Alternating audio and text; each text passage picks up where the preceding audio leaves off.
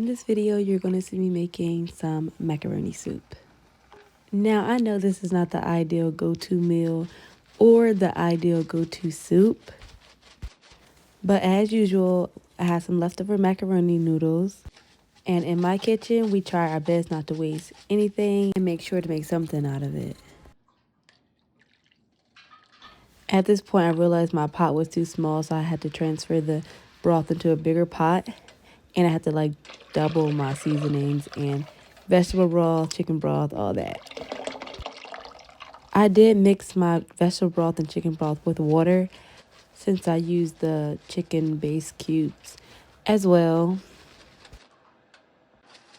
It might look like I'm using a lot of seasoning, but when it comes to making pasta soup, you know you gotta make sure all the seasoning you can get be in that broth.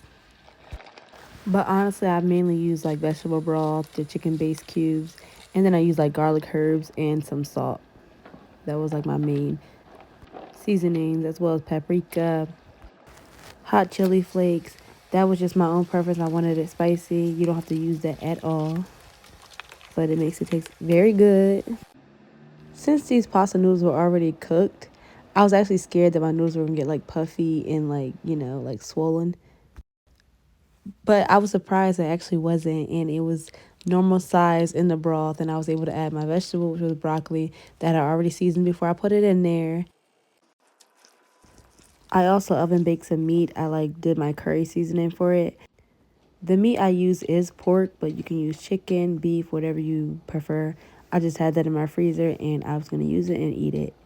I was so glad that I added this meat to my soup because all the seasoning from the meat went into the soup and it made it taste so much better. Being this is my first time making macaroni soup, I was so proud of myself. It tasted so good. You should try it. Thank you for watching.